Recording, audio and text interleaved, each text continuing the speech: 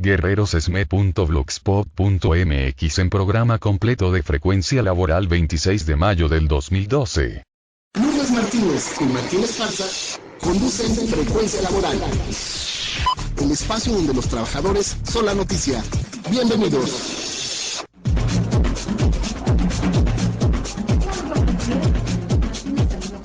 Gusto a nuestro auditorio que nos escucha en el interior del país y en la Ciudad de México. Hoy es sábado 26 de mayo del 2012. Hola Martín, ¿cómo estás? Hola Lulú, amigos del auditorio, buenos días. Envío un saludo a toda la clase trabajadora de este país y en especial a nuestros compañeros del Sindicato Mexicano de Electricistas, que ayer estuvimos en Altavilla por la tarde, aquí en Ecatepec, en un meeting. Tuve la oportunidad de platicar con los familiares de los compañeros que están presos políticos en el reclusorio Oriente. Hoy se cumplen 83 años de que se promulgó el decreto para otorgarle autonomía a lo que era la Universidad Nacional de México. Ahora la conocemos como Universidad Nacional Autónoma de México, UNAM. Felicidades. Damos un saludo a don Fernando Tornero, que está en los controles técnicos, e iniciamos con Frecuencia Laboral, el espacio en donde los trabajadores son la noticia.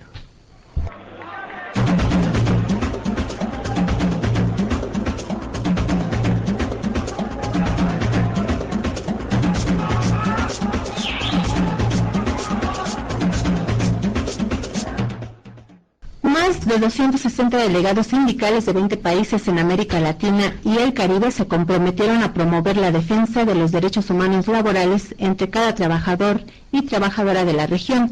También implementarán acciones conjuntas para contrarrestar el esclavismo moderno que los capitalistas transnacionales quieren instaurar con la colaboración de algunos gobiernos locales, imponiendo tratados de libre comercio e implementando políticas que destruyen la estructura productiva y los mercados nacionales, generando desempleo, abaratando la mano de obra con salarios ínfimos y eliminando la seguridad social. Entre los resolutivos del quinto encuentro sindical Nuestra América, ESNA, que se clausuró el pasado miércoles 23 de mayo del 2012 con un acto masivo en el Monumento a la Revolución, destacó el acuerdo para unificar el movimiento sindical de la región.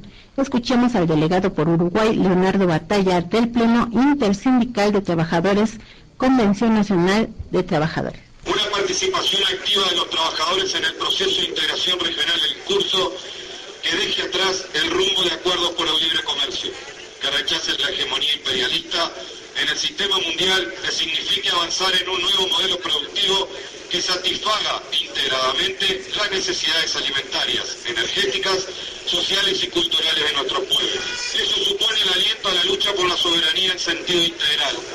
Los trabajadores exigimos esa participación al tiempo que expresamos nuestro propósito de activar una dinámica integradora con participación de los trabajadores y los pueblos. A pesar de que hubo mucho vacío por los medios de comunicación en nuestro país, los resolutivos de este quinto encuentro sindical Nuestra América, que se realizó en la sede del Sindicato Mexicano de Electricistas, fue que el próximo 26 de junio del 2012, escúchese bien, próximo 26 de junio del 2012, se realizarán actos de protesta en todas las embajadas de México ubicadas en los países de los delegados sindicales participantes para protestar por la violación a los derechos de los trabajadores en México, principalmente por el despido de los 44,000 trabajadores de Luz y Fuerza del Centro, el despido de los pilotos y sobrecargos y de tierra de Mexicana de Aviación, y en solidaridad con el sindicato minero de las huelgas de Cananea, Sombrerete y Tasco, y para reclamar la libertad de los defensores de derechos humanos en pleno, que en México son presos políticos. Bueno, Martín, ese evento del 26 de junio va a ser en todos los países, ¿no? Sí, estamos mencionando que participaron delegados de 21 países, por citar los más representativos.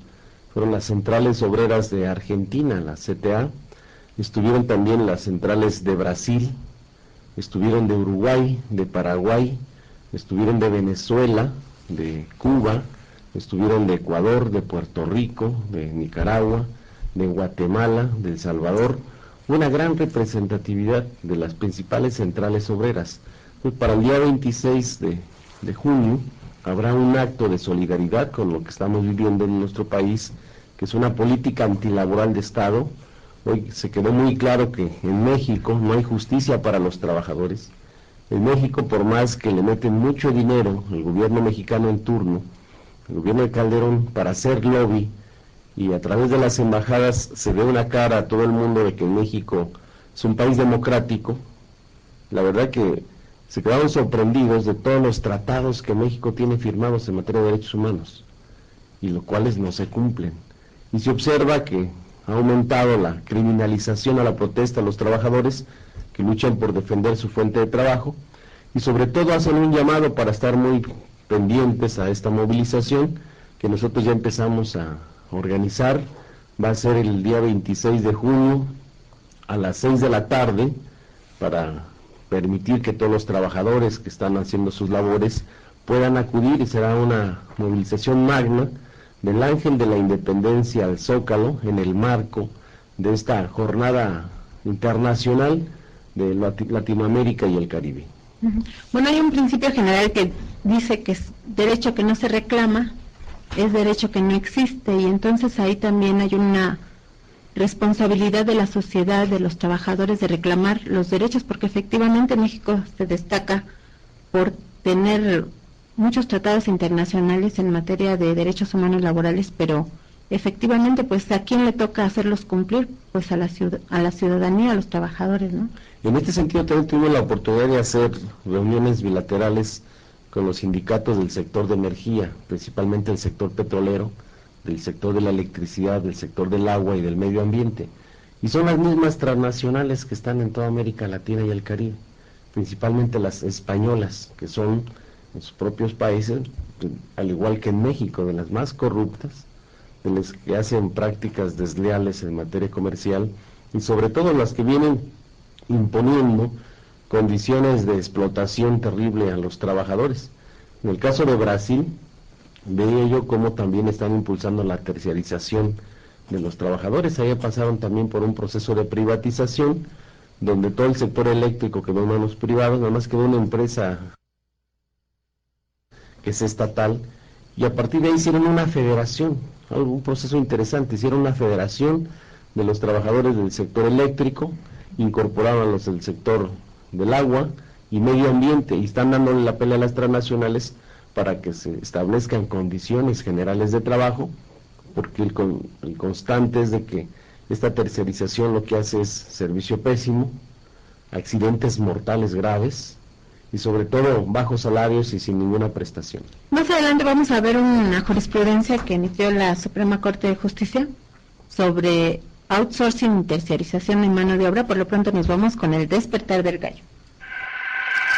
El despertar del gallo. La pregunta de hoy es la siguiente: de acuerdo al artículo 48 de la Ley Federal de Trabajo, ¿a quién le corresponde comprobar la causa de la rescisión laboral? Si conoce la respuesta, llame y participe.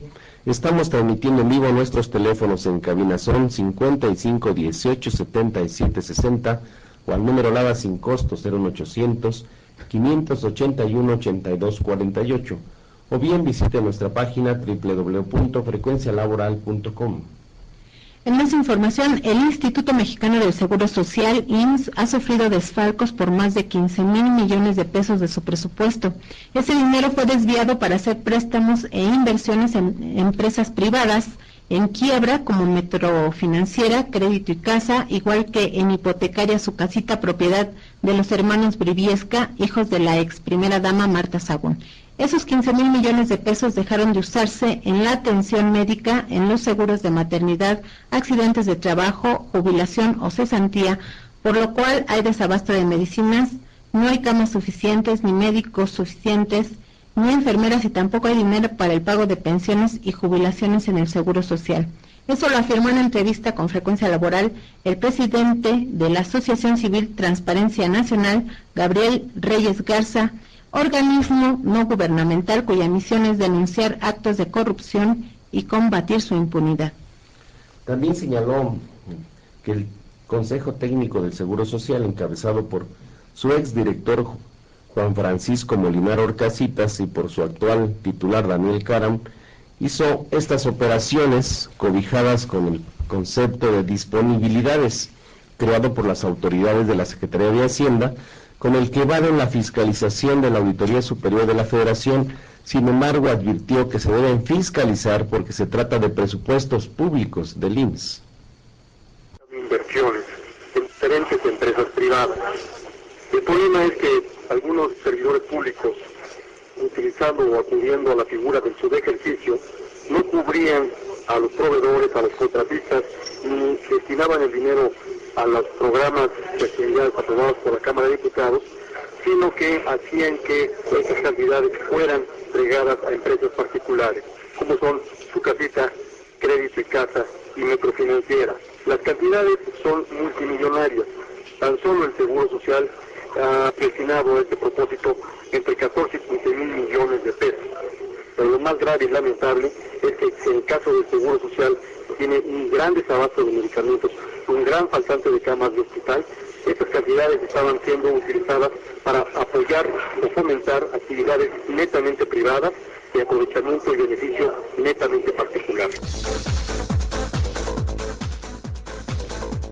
Cabe recordar que desde el 15 de febrero de este año, durante la entrega del informe de resultados de la Fiscalización Superior de la Cuenta Pública 2010 a la Cámara de Diputados, recomendó la revisión de la ley del IMSS, pues reconoció que su Consejo Técnico especula con los fondos de fideicomisos, arriesgándolos en inversiones dudosas y no se les puede sancionar porque están dentro de sus facultades. Eso lo comentamos aquí ampliamente, incluso lo publicamos. Fue una reunión que tuvieron para el análisis de la cuenta pública de 2010 y bueno, pues el IMSS es una de las instituciones que más sobresale en cuanto a desvío de fondos, pero desafortunadamente, decían ellos, no se les puede fiscalizar, aunque dice Gabriel Reyes de Transparencia Nacional que sí se pueden fiscalizar porque se trata de recursos públicos. Las empresas beneficiadas con esta transferencia presupuestal del IMSS en forma de inversiones y créditos fueron la chilena Metrofinanciera y la mexicana Crédito y Casa, que quebraron, mientras que Hipotecaria Su Casita, propiedad de los hermanos Briviesca, hijos de la ex primera dama Marta Sagún, sigue en pie, aunque el presidente de Transparencia Nacional subrayó que para no pagar esas empresas que quebraron, ahora hicieron socio al Seguro Social y así pretenden tapar la corrupción. Crédito y Casa y Metrofinanciera son empresas que quebraron, pero que las sociedades financieras han venido tratando de simular que se han hecho reestructuras, señalando que el acreedor, como en este caso el Seguro Social, era un sujeto que ahora pasaba a capitalizar, es decir, que se convertía de acreedor a accionista. Esta calidad de accionista del Instituto Mexicano del Seguro Social en Metrofinanciera es verdaderamente inaceptable e inadmisible en nuestro sistema jurídico. Pero el problema de fondo es que mientras el Seguro Social, Bansefi, la CFE y otras entidades que incurrieron en este vicio están jugándole al accionista, están jugándole al casino especulativo financiero, muchas de las actividades y programas de naturaleza pública no están siendo debidamente atendidos. O sea que ya en el Seguro Social, aparte de las cuotas obrero-patronales, ¿se inventó la figura de accionista? El Seguro Social hoy es accionista de una empresa que en la realidad está quebrada y que de forma maquillada las autoridades, particularmente el sector hacendario.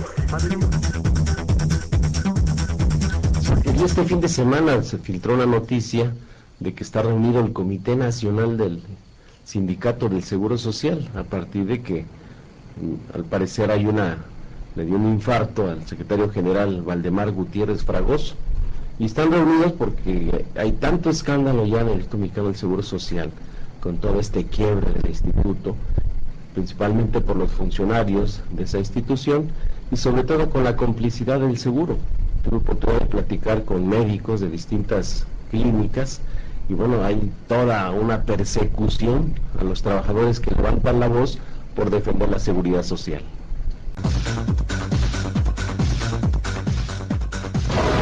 Derecho y justicia para los trabajadores. Licenciado Tribuna, muy buenos días. ¿Qué tal, Martín? Buenos días. Hay muchas preguntas del auditorio. Una de ellas dice que le acaba de llegar a su domicilio personal para procesal, donde se le notifica que ha sido despedido. Dice que él acordó con sus patrones el 7 de marzo rescindir la relación laboral, que le hicieron se calculara su finiquito y le dieran un cheque, el cual se le indicó que ellos indicarían cuándo cobrarlo. Hoy, después de más de 2 meses, le hablan para decirle que ya no puede cobrar, y en cuanto salga a depositarlo se encuentra con la notificación tirada en su puerta y se tiene una copia del finiquito firmada por mi jefe directo. ¿Qué puede hacer? Se llama Aquiles Domínguez.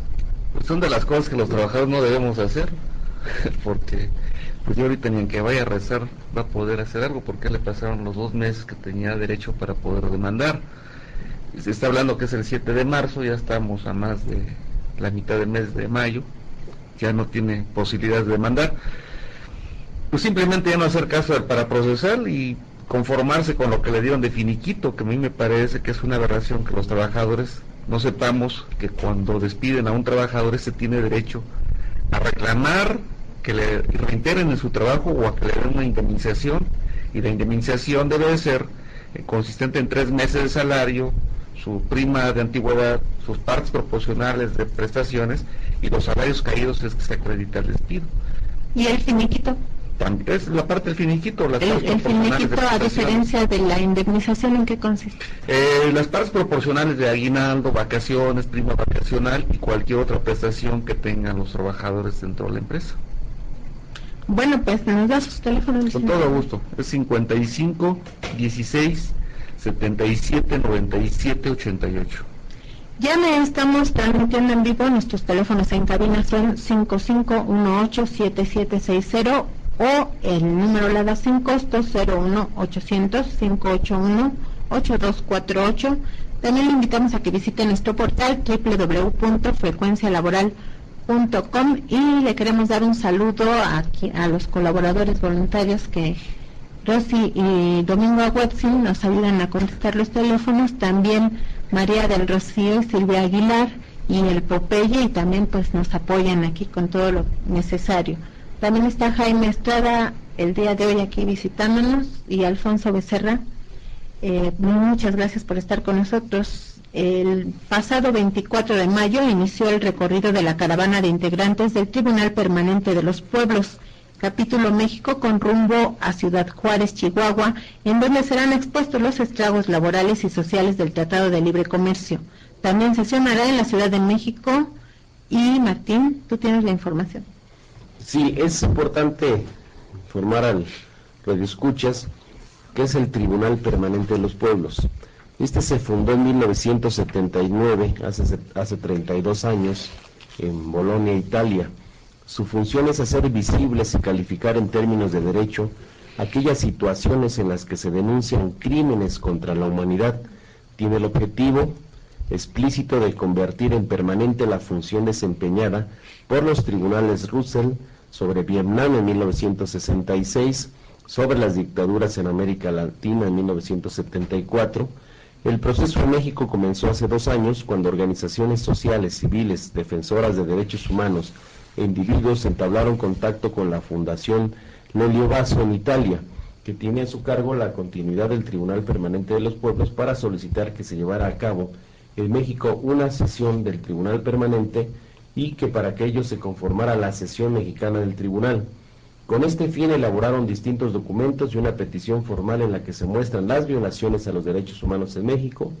Recientemente este tribunal aceptó abrir un expediente relativo a la situación mexicana a partir de audiencias especializadas sobre distintos temas, donde se podrán presentar casos concretos que fundamentarán y profundizarán lo planteado por la petitoria aprobada, hasta llegar a la elaboración de una denuncia formal que pueda ser juzgada por este tribunal de conciencia en su audiencia final, la cual se celebrará en nuestro país hacia finales del 2013 o inicios del 2014. Hoy llega esta caravana a Ciudad Juárez, Chihuahua. Mañana se instalan ya en plenaria. Vienen jueces con muy alta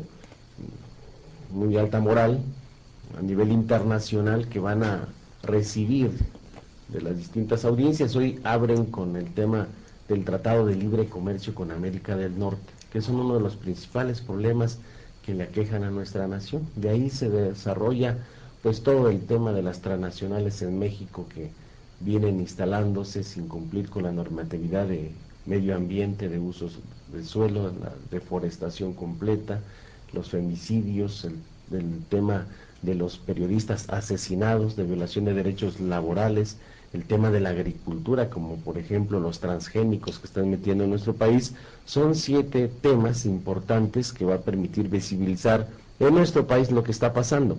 Y ellos llegarán acá a México la semana próxima para instalarse en sesión permanente el día 31, va a ser en el Sindicato de Telefonistas, y el día 1 y 2 en el Sindicato Mexicano de Electricistas, para conocer sobre los siguientes temas. Bueno, se fueron a Ciudad Juárez porque ahí es como el laboratorio de muestra de que las maquiladoras realmente han destrozado los derechos laborales, humanos laborales. Nos vamos a más información.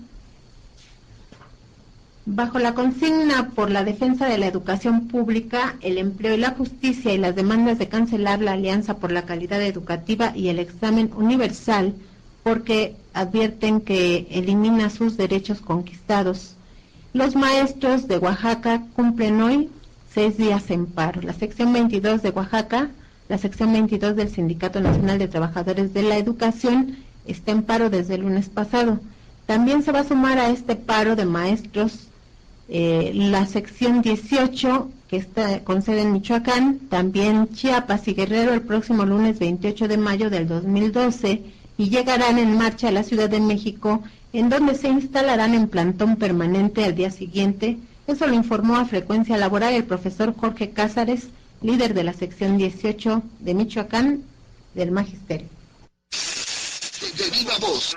El 28 estaríamos en paro, las secciones de Michoacán, de Guerrero, de Chiapas también. La idea es que el día martes estemos marchando acá y quedándonos en el Zócalo en plantón. A partir ya del 29 nos quedaremos en plantón. Todo esto tiene que ver con cancelar de una vez por todas esa farsa que le llaman evaluación universal. Después de aquella negociación que tuvimos en Gobernación el 16 de marzo, no hemos vuelto a tener una mesa, por lo menos de ese nivel, ¿no? El nivel de secretario de Gobernación. Bueno, nosotros no queremos eso que no es evaluación. Nosotros no queremos eso que es realmente un proceso de certificación laboral que atenta contra nuestros derechos laborales, pero además que atenta contra la inteligencia de los estudiantes y de los propios trabajadores de la educación. Estamos transmitiendo en vivo, llame y participe, marque al 55 18 77 60 o al número LADA sin costo 01800 581 82 48, y saludamos, bueno, ya saludamos a todos los que nos están ayudando en esta transmisión en vivo desde los estudios de ABC Radio. Tenemos invitados el día de hoy. Bien, entre las medidas que se han implementado las autoridades de la Secretaría de Educación Pública, además de la ampliación de horarios de clases sin pago de horas extras, la desaparición de turnos vespertinos que provoca que los grupos matutinos se sobresaturen, alrededor de 7,000 maestros hayan perdido asignatura.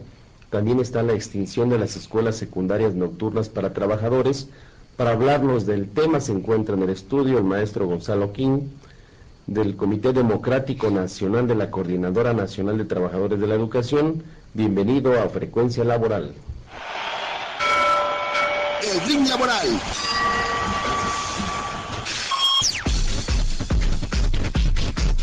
Muy buenos días, Martín, buenos días. Buenos días al público Radio Escucha. En efecto, las escuelas para trabajadores, tenemos que decir, no solamente son escuelas nocturnas, tenemos escuelas para trabajadores matutinas, vespertinas y en horario nocturno. Y en efecto, el golpeteo contra las escuelas para los trabajadores ha sido terrible. De tal manera que hoy las autoridades educativas, que debían de ser las primeras en preservar la educación para los más marginados de esta ciudad, resultan ser los primeros que están cerrando las posibilidades a que accedan a la misma. Los nuevos trabajadores que hoy no son los mismos trabajadores con los que se fundó la Escuela para Trabajadores en 1926, hoy tenemos trabajadores que son jóvenes, expulsados prácticamente del seno familiar, arrojados a la necesidad de tener que conseguir el trabajo para poder subsistir económicamente prácticamente desde los 10-12 años. De tal suerte que entonces hoy la autoridad educativa pretende cerrar aproximadamente 170 grupos de secundarias para trabajadores. Hay que decir que solamente en el Distrito Federal, de acuerdo al último censo de población del 2010, tenemos a jóvenes de 15 años y más, cerca de 350,000 jóvenes en la Ciudad de México que no tienen acceso a la educación secundaria, y sin embargo hoy resulta que son las propias autoridades las que están intentando cerrar estas escuelas sobre pretexto de la aplicación de los programas de la mal llamada Alianza por la Calidad de la Educación. En ese sentido, entonces, lo que nosotros estamos observando es que hoy a la población más marginada es a la que se le pretende dejar sin escuela, en beneficio, obviamente, de la privatización de la educación que están imponiendo estos gobiernos neoliberales. Otro de los elementos que estamos viendo con las escuelas para trabajadores es el hecho de que la planta laboral en este momento, prácticamente solamente una tercera parte de los maestros que laboran en escuelas para trabajadores tienen una plaza escalafonaria. El resto de los maestros tienen contratos con interinato ilimitado o prácticamente están siendo contratados ya hoy de manera temporal. A esto se suma la situación de que prácticamente desde este año ya no hay escalafón en secundarias para trabajadores. Los boletines en donde se presentaban los posibles ascensos de los compañeros, resulta que ya no existen. No existen como producto precisamente, por un lado, de la aplicación del llamado retiro voluntario, que también es una medida neoliberal para ir achicando la escuela pública, pero también por el otro lado tiene que ver con estos convenios que a espaldas de los trabajadores ha firmado la que se dice representante de los mismos, Silvester Gordillo, que no nos representa porque desde el 2008 formalmente no se ha convocado a Congreso Nacional de Trabajadores de la Educación y por lo tanto no es representante de los trabajadores, pero que a espaldas de los propios trabajadores ha firmado estos convenios y entonces ha venido anulando el escalafón, de tal suerte que entonces hoy se generalizan los contratos temporales y desaparece la estabilidad en el empleo. El desmantelamiento de las escuelas para trabajadores es terrible. Nos encontramos con que prácticamente solamente existen ya en este momento 95 escuelas para trabajadores. De esas 95 escuelas para trabajadores, prácticamente les han impuesto un modelo educativo de 18 meses. Es decir, ya no es la escuela secundaria que realiza su ciclo en 3 años. Hoy se han acortado prácticamente desde el año 2000 y se les ha impuesto a 35 escuelas un programa de términos de 18 meses. Bueno, en esto de que solo quedan 95 escuelas para trabajadores, ¿de un total de cuántas eran? Estábamos hablando de un universo 3 veces lo que hoy estamos señalando. ¿Y en qué periodo se han ido? O sea, esto prácticamente la reducción se ha venido dando desde la implementación en 1992 del Acuerdo Nacional para la Modernización de la Educación Básica. O sea, esto empezó con el PRI. No, empieza con los gobiernos neoliberales, empiezan con los gobiernos priistas, pero hoy se profundiza con los gobiernos panistas. De tal manera que hoy la privatización a través de la Alianza por la Calidad de la Educación lo que pretende es reducir a su mínima expresión a la escuela pública, favoreciendo a las escuelas privadas, abriéndoles la educación como un nicho donde obtener ganancias a los empresarios, y entonces hoy a través de la evaluación universal, la mal llamada evaluación universal, que es una certificación laboral, que además es ilegal porque no ha sido modificada la ley del trabajo, resulta que entonces hoy pretenden empezar a correr masivamente a partir del año 2015 a los maestros a partir de esta certificación laboral que es la evaluación universal.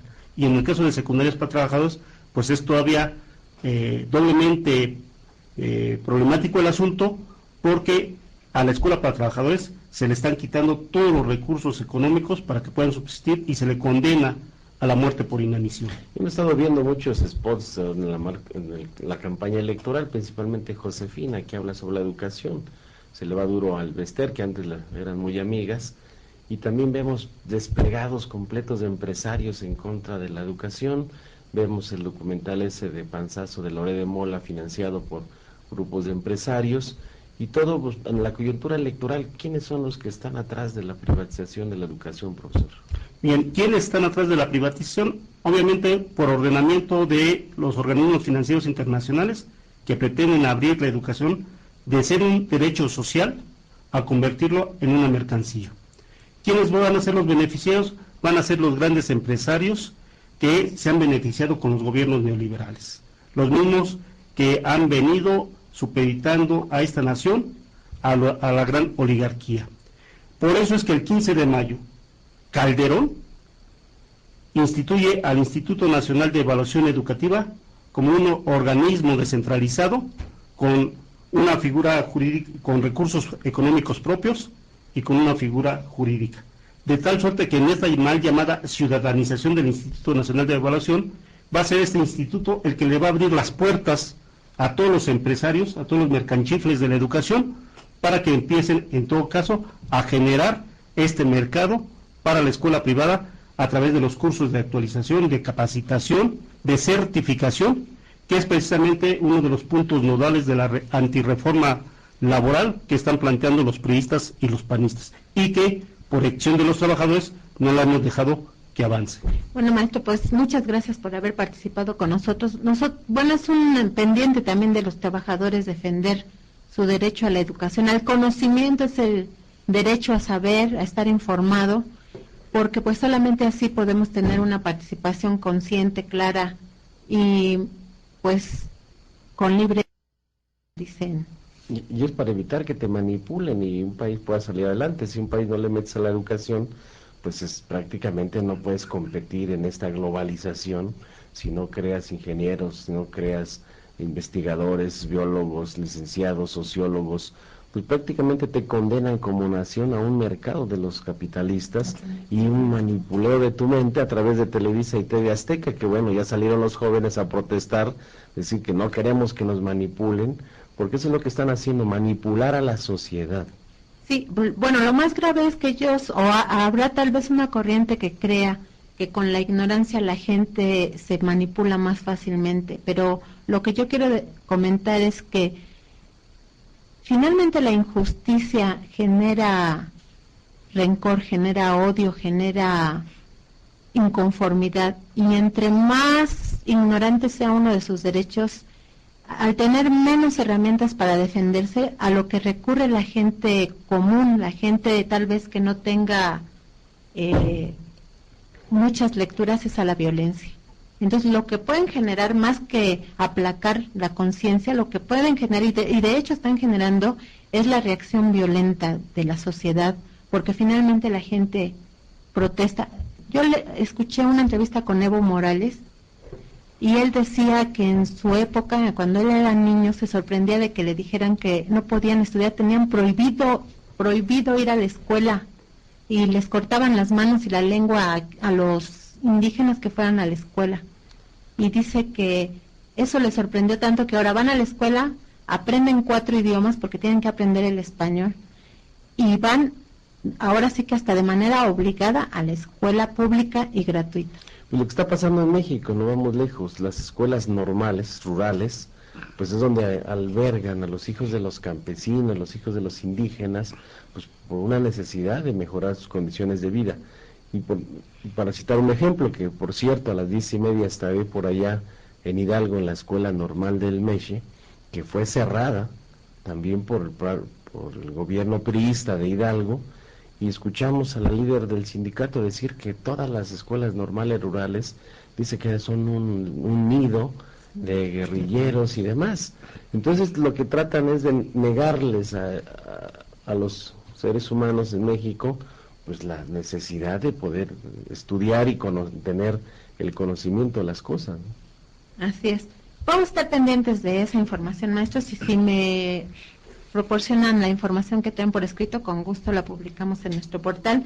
Y seguimos con más información. El presidente de la mesa directiva de la Cámara de Diputados, el panista Óscar Martín Arce Paniagua, dijo que aunque haya concluido el periodo ordinario de sesiones, los 500 diputados federales siguen cobrando su sueldo o dieta, que es de 75,457 pesos al mes, más 45,786 por asistencia legislativa, más 28,772 pesos, por lo cual él considera que no hay justificación para que los diputados federales se nieguen a abrir un periodo extraordinario de sesiones en el que discutan y aprueben las leyes penal, vitivinícola y la nueva ley de amparo porque deben desquitar el salario que les están pagando.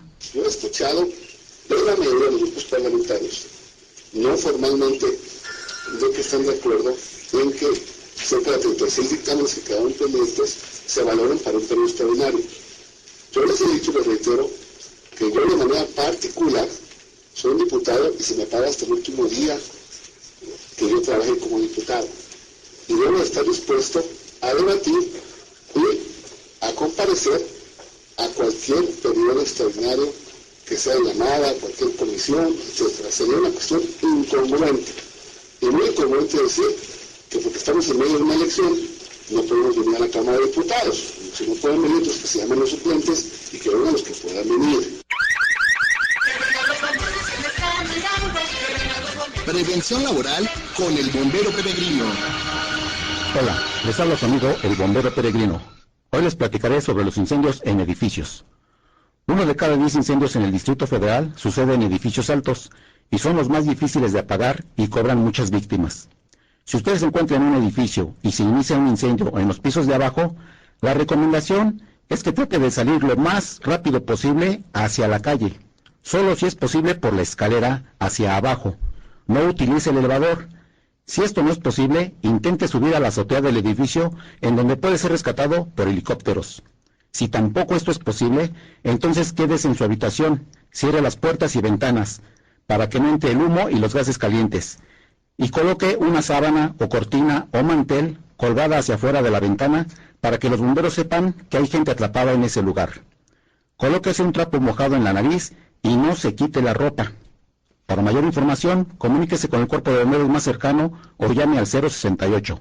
O escríbame al siguiente correo electrónico, antonioperegrino@yahoo.com.mx.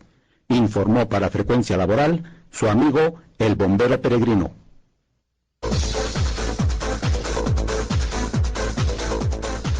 Licenciado Jesús Luna, hubo una resolución muy importante esta semana respecto a las outsourcing, una jurisprudencia. Así es. Si me permite, muy rápidamente y con el permiso de Martín Esparza y Lourdes Martínez, expresamos nuestra solidaridad con todos aquellos familiares que fueron desalojados por el gobierno panista de Sonora en una manifestación del recuerdo de los niños de ABC. Nuestra solidaridad con ellos. Pues, ¿por qué no nos da la nota completa, licenciado? Con todo gusto.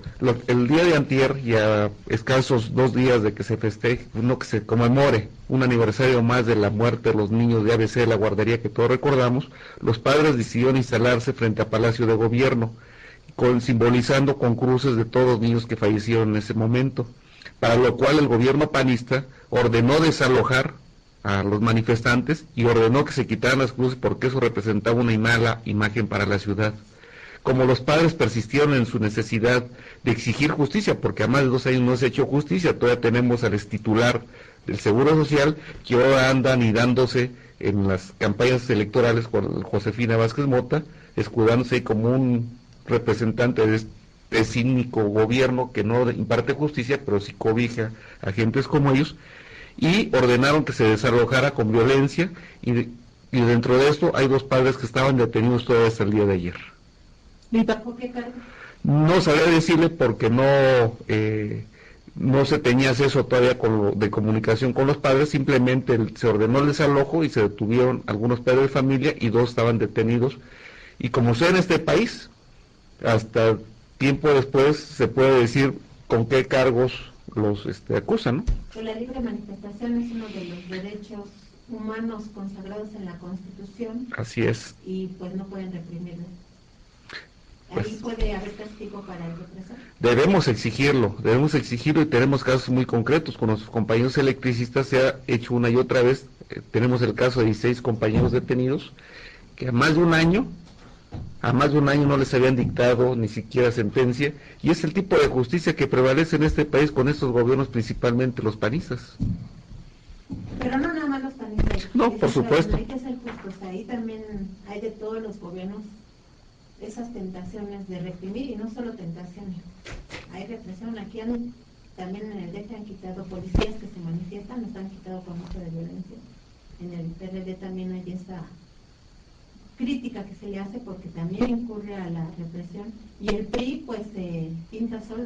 No, el PRI acaba de aceptar en la escuela de la Ibero, el día que fue el candidato del PRI, aceptó enfrente a los alumnos, y todos lo vimos, donde dice que él ordenó a las Fuerzas Armadas del Estado de México, dice, para poner orden y paz, la golpiza terrible que les dieron a los de Atenco por defender sus tierras. Y también ahí hubo asesinatos, violación de mujeres. Yo tuve oportunidad de ver un video, es criminal lo que hicieron en Atenco, y hoy lo acaba de reconocer el candidato del PRI, que él fue el que ordenó eso. Y la muerte del joven estudiante Alexis Benumea, que todavía no, los culpables no reciben el castigo por ello. Sí, y la verdad es que a mí es que me da miedo que llegue el PRI al poder, porque ellos sí son represores. Le dicen a uno la advertencia, y si no se quita a uno le dan. Nada más hay que recordar el 68, el 72, el 58, el 59, el 61, en las manifestaciones de profesores, de los médicos, ya para que recordar. De Metro Vallejo también, de los ferrocarrileros, hay que recordar el quinazo para privatizar Pemex. No, pues fueron 70 años.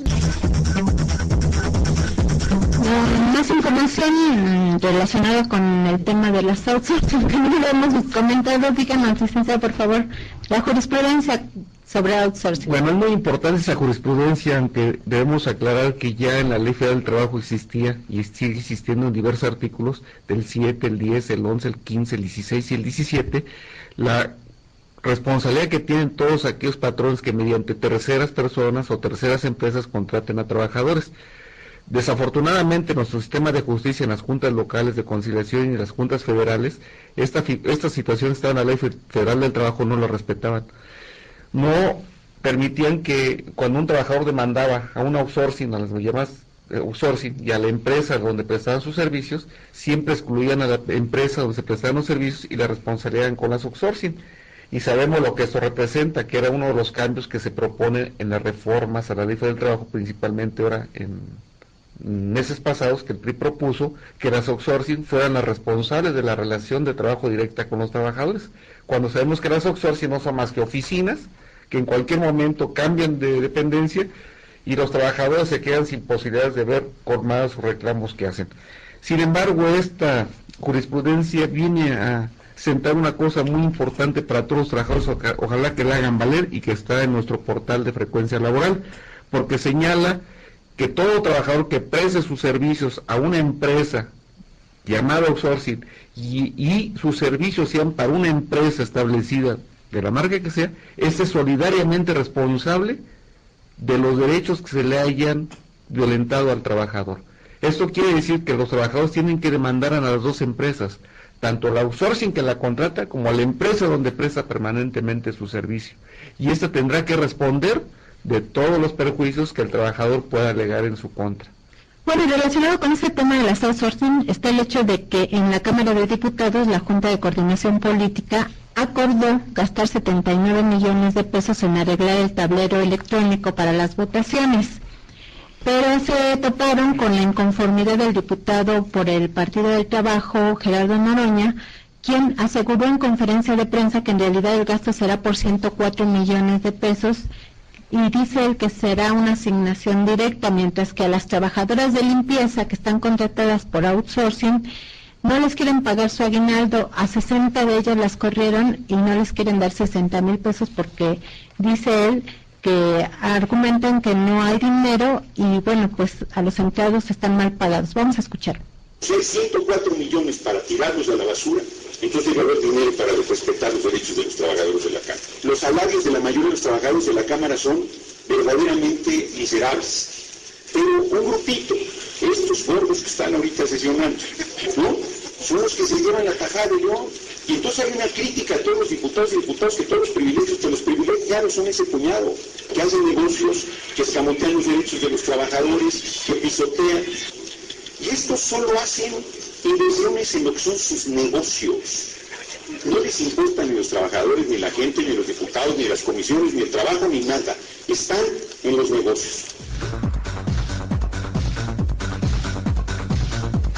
Es importante quizás precisar que en este país las instituciones como la Cámara de Diputados, de Senadores, el Seguro Social, Pemex, todas las empresas e instituciones que maneja este gobierno, manejan a través de outsourcing, a través de esta figura para evadir sus responsabilidades con los trabajadores. Entonces no puede uno pensar que cuando nos dicen los funcionarios que los mexicanos tenemos la obligación de cumplir con la ley, esos son los primeros que la evaden, los primeros que no la cumplen, y a los trabajadores y a la gente nos dicen, sí, tienen que cumplir con la ley, tienes que pagar tus impuestos, tienes que ajustarte a lo que dicen las normas, y esas instituciones son las primeras. Para empezar, veamos la Cámara de Diputados, que es donde se hacen las leyes, y es la primera que violenta las propias leyes de este país.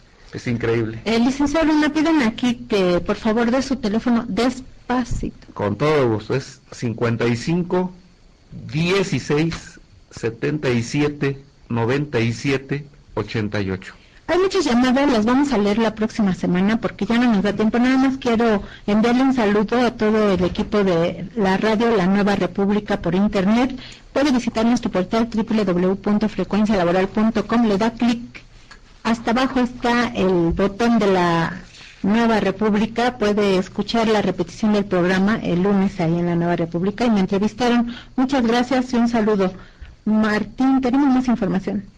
Sí, en otro tema, el diputado federal y secretario general del Sindicato de Telefonistas, Francisco Hernández Juárez, presentó una denuncia penal en contra del extitular del IMSS, Juan Molinar Orcasitas, el pasado jueves 24 de mayo del 2012, por los contratos que asignó para el servicio de administración y soporte de aplicación de cómputo desarrollados por Tata Consultoría, Servicios de México SADCB, y verificados en su calidad por ERA, Sociedad Anónima de Capital Variable.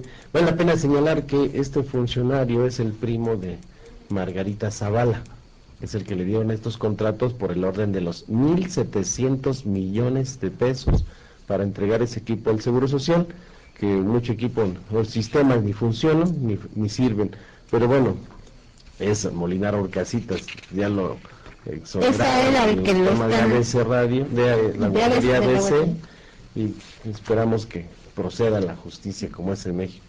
Pues ya le dijeron a Hermanos Juárez que solo puede demandar la función pública y que solo puede demandar la Auditoría Superior de la Federación, así es que bueno, pero ahí está la denuncia.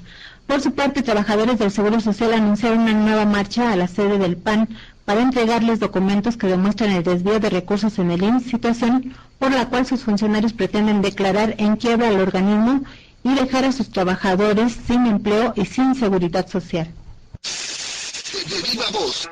Mi nombre es Ismael Bautista, soy representante del Movimiento Nacional de Trabajadores del IMSS, y el Movimiento Nacional en estos momentos está convocando a una gran concentración que saldrá del Centro Médico Nacional siglo XXI y marcharemos a la sede nacional del PAN a hacer una denuncia pública ante ellos de la deficiente gestión administrativa que hicieron en el Seguro Social, y les vamos a presentar documento por documento de toda su mala gestión que hicieron, dentro de ellos los salarios tan onerosos que se impusieron, en la modificación del régimen de jubilaciones de los trabajadores de nuevo ingreso, que es ilegal, y les vamos a entregar toda esa información, pero puntualizada, de toda la gente que tienen en la nómina y que están exprimiendo el Seguro Social.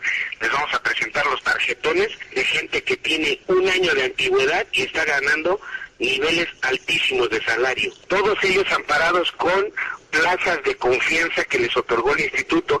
Son hijos de políticos del PAN que tienen un año de antigüedad y que están ganando un promedio de 30 a 38 mil pesos mensuales. Estamos hablando aproximadamente de arriba de 500 gentes. Uno de los temas que fueron desechados en el debate de diputados fue el de las AFORES, porque no se consideró prioritario, comentó la presidenta de la Comisión de Seguridad Social, Marta Angélica Bernardino. Eso a pesar que durante el año pasado los trabajadores perdieron más de lo que ganaron por las altas comisiones que cobran los fondos de ahorro para el retiro. De viva voz. Los grupos parlamentarios en el último periodo priorizaron algunos temas para ser abordados por las comisiones. En este caso, como el tema de las AFORES no fue un tema prioritario para el grupo parlamentario, aun cuando estaba agendado en alguna orden del día que veníamos ahí arrastrando en la comisión, se determinó quitarlo de la lista de pendientes. ¿Y eso porque no consideraron que fuera muy alta la tasa de interés o no fueran muy graves los problemas? Porque se dice que siguen perdiendo, ¿no?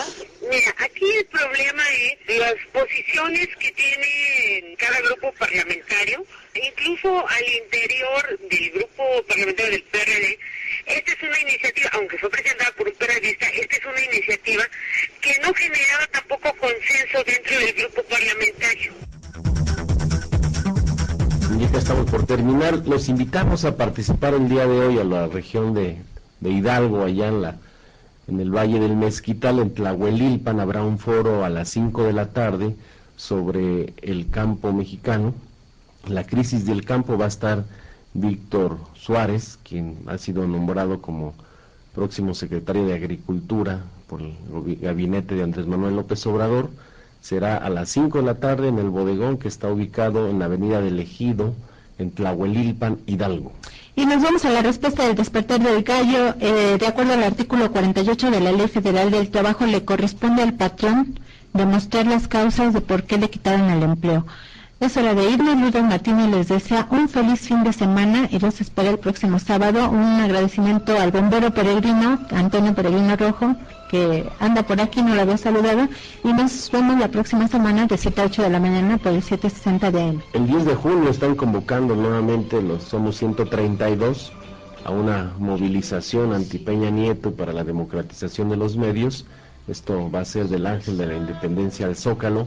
Me parece que es importante decir que todos somos 132. guerrerosesme.blogspot.mx